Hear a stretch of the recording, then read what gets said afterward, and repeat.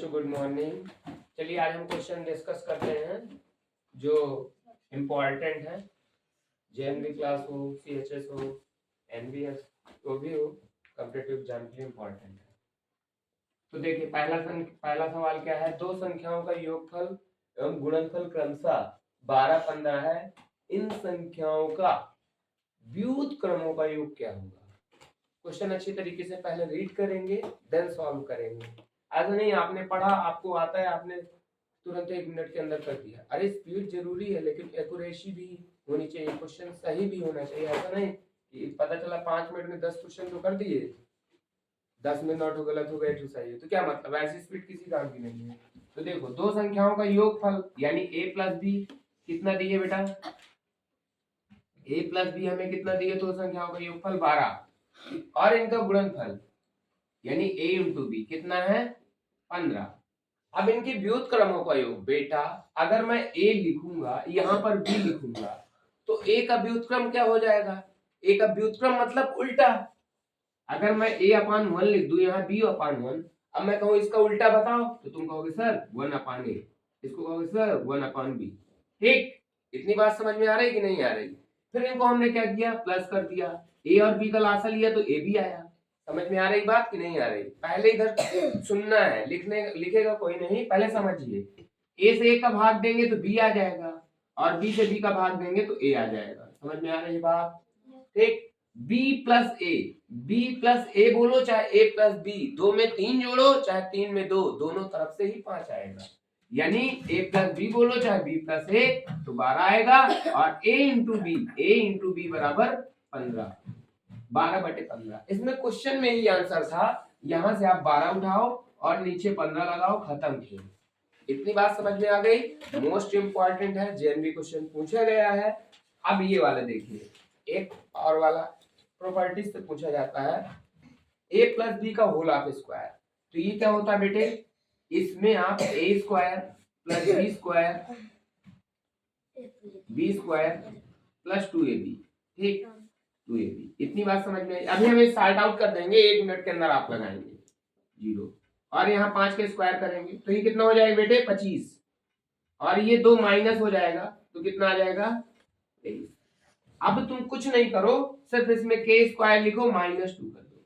क्या लिखो, के स्क्वायर, यानी 5 का स्क्वायर -2 तो कितना आ जाएगा 23। समझ में आई बात। एक क्वेश्चन मैं दूंगा, आप भी लगाइएगा फिर से अगेन। x + 1 = 10 तो x square plus 1/x square क्या होगा। नहीं, पहले ये वाला लगाइए, वो तो मैं बता दूंगा यहाँ से। चलिए पहले ये वाला लगाइए, ये तो अभी मैंने दिया आपको। Necessary fast questions, solve this।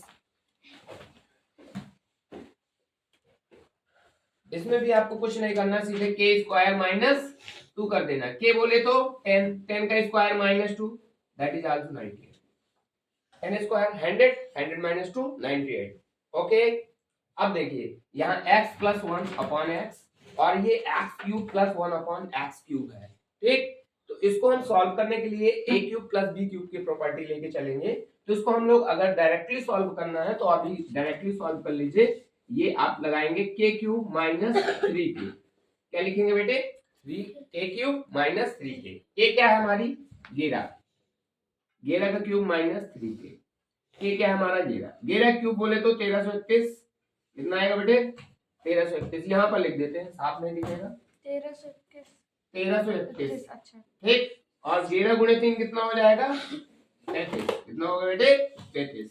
11 - 3 करेंगे 8, 12 में 3 गए 9 और ये बचा 2, ये आया है तो 1298। कितना आंसर आया 1298। देखिए ये क्वेश्चन भी आपके एग्जाम में पूछे जाते हैं, मोस्ट इंपॉर्टेंट क्वेश्चन है।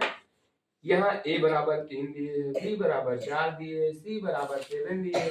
कह रहा है a + b + c/c ज्ञात कर दो। तो आपको कुछ नहीं करना है, a की जगह 3 रख देना है, b की जगह 4 रख देना है और c की जगह 7 रख देना है और फिर c कह रहा है तो फिर 7 रख देना है। ठीक है बेटे। अब 7 3 10 और 10 4 14। समझ में आ रही बात। 14 से 7 का भाग दे देंगे तो कितना आ जाएगा आंसर। समझ में आया। Most important question. आपको भी समझ में आ रहा है ना? ठीक, अब ये वाले देखिए कैसे हैंडल करेंगे। पहले आप लोग समझिए फिर राइट करिए। अब देखिए जैसे कह रहा है ये 1/10 लिख दिया, 2 गुणे 5 मतलब 10, 5 गुणे 8 मतलब 40, 1/40, 11/28। ऐसी संख्या जोड़ेंगे तो बहुत समय हमें लगेगा, है ना? तो सबसे पहले हम क्या करते हैं, इसका आगे वाला फ्रैक्शन 1/2 और इसका पीछे वाला फ्रैक्शन 1/20। तो हम लिखेंगे यहाँ 1/2 माइनस 1/20। ऐसा क्यों? ऐसा लॉजिकली है।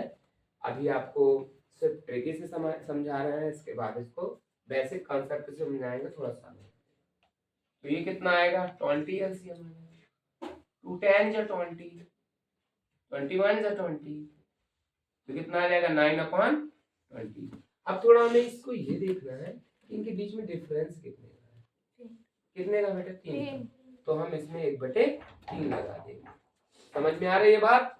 तो 3 3 जा 9, 3 1 जा 3, तो 3/20। आंसर कितना है 3/20।